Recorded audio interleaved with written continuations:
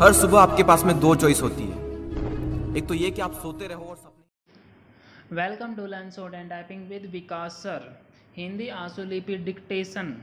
Heading is मनमानी पर लगाम। This article is completely social media discuss by Vikas sir. Be ready? 100 word per minute. Start. केंद्र सरकार की ओर से इंटरनेट मीडिया और OTT प्लेटफॉर्म के लिए जो दिशा निर्देश जारी किए गए वे कायदे से बहुत पहले बन जाने चाहिए थे।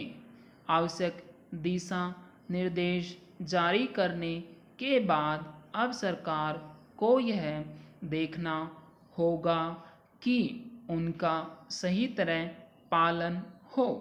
इस मामले में सजग रहने की आवश्यकता इसलिए है क्योंकि तकनीक में बदलाव होते रहते हैं और कई बार वे पुराने नियम कानूनों को निष्प्रभावी साबित कर देते हैं।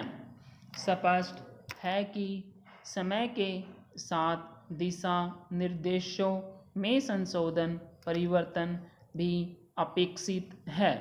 इस अपेक्षा को पूरा करने के साथ सरकार को इसे लेकर भी सतर्क रहना होगा कि OTT समेत हर तरह के डिजिटल प्लेटफॉर्म सरकार की ओर से जारी दिशा निर्देशों की न तो मनमानी व्याख्या करने पाए और न ही उनसे बच निकलने के छिद्र तलाशने पाए।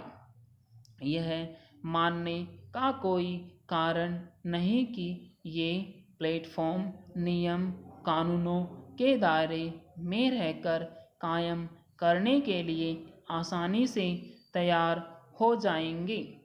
आमतौर पर ऐसे प्लेटफॉर्म अभिव्यक्ति की स्वतंत्रता की दुहाई देकर अपनी ही चलाते हैं, लेकिन पहली बात तो यह कि अभिव्यक्ति की आज़ादी असीम नहीं और दूसरे इसे तय करने का अधिकार उन्हें नहीं दिया जा सकता जो खुले तौर पर दोहरे मानदंड अपनाते हैं। आज यदि फर्जी खबरों की बाढ़ सी आई हुई है तो इंटरनेट मीडिया के कारण ही। वह इन खबरों का गढ़ भी है और स्रोत भी।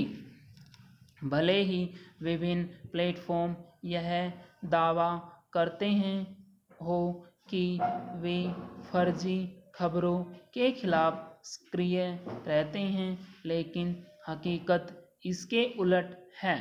उनका यह दावा भी फर्जी ही है कि वे झूठ फैलाने और बैर बढ़ाने वाले तत्वों के खिलाफ कार्रवाई करते हैं।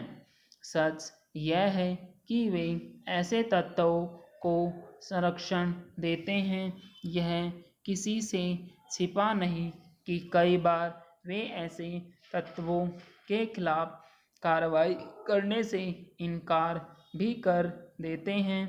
अभी हाल में ट्विटर ने सरकार के निर्देश के बाद भी उनके खिलाफ कुछ नहीं किया, जो आपत्तिजनक हैशटैग का सहारा लेकर बेशर्मी के साथ लोगों को भड़काने में लगे हुए थे। इसके लिए अभिव्यक्ति की आज़ादी की आड़ ली आई है। स्पष्ट है कि उन्हें इससे मतलब नहीं कि यह आज़ादी जिम्मेदारी की भी मांग करती है। ऐसे बेलगाम प्लेटफॉर्म नियम कानूनों के दायरे में लाए ही जाने चाहिए। झूठ और अफवाह फैलाने का अधिकार किसी को नहीं दिया जा सकता।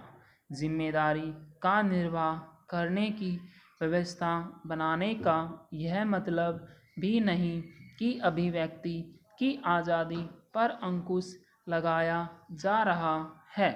इसकी अनदेखी नहीं की जानी चाहिए कि जैसे कदम भारत में उठाए जा रहे हैं वैसे ही दुनिया के अन्य देशों में भी उठाए जा रहे हैं।